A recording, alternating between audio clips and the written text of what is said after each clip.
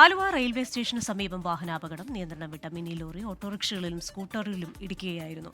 അപകടത്തിൽ ഓട്ടോറിക്ഷ തലകീഴായി മറിഞ്ഞു. എസ് ശ്യാംകുമാറാണ് കൊച്ചിയിൽ നിന്ന് വിവരങ്ങളുമായി ചേരുന്നത്. ശ്യാമെ, എപ്പോഴായിരുന്നു ഈ വാഹനാപകടം? എന്തൊക്കെയാണ് വിവരങ്ങൾ? ക്രിസ്റ്റിന, ഇന്ന് രാവിലെ 7:50ഓടെയാണ് ആലുവ പമ്പ് റോഡിൽ ഈ അപകടം ഉണ്ടാകുന്നത്. നിയന്ത്രണം വിട്ട മിനി ലോറി ഓട്ടോറിക്ഷയിലും സ്കൂട്ടറിലും ഇടിക്കുകയായിരുന്നു.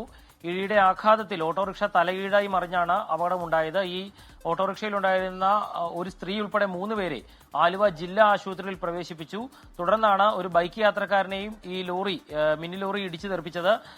ബൈക്ക് യാത്രക്കാരനും സാരമായ പരിക്കേറ്റിട്ടുണ്ട്. ഇദ്ദേഹത്തെയും ആശുപത്രിയിൽ പ്രവേശിപ്പിച്ചിട്ടുണ്ട്. ഇതിനുശേഷം സമീപത്തുണ്ടായിരുന്ന ഒരു ഇലക്ട്രിക് പോസ്റ്റിൽ ഇടിച്ചാണ് ലോറി നീന്നത്. ലോറിയുടെ ബ്രേക്ക് നഷ്ടമായതാണ് അപകടത്തിനിടയാക്കിയതെന്നുള്ളതാണ് പ്രാഥമിക നിഗമനം. ഏതായാലും അപകടത്തിൽ പരിക്കേറ്റവരുടെ നില ഗുരുതരമല്ല എന്ന ആശ്വാസകരമായ ഒരു വാർത്ത കൂടി നമുക്ക് ലഭിക്കുന്നുണ്ട്.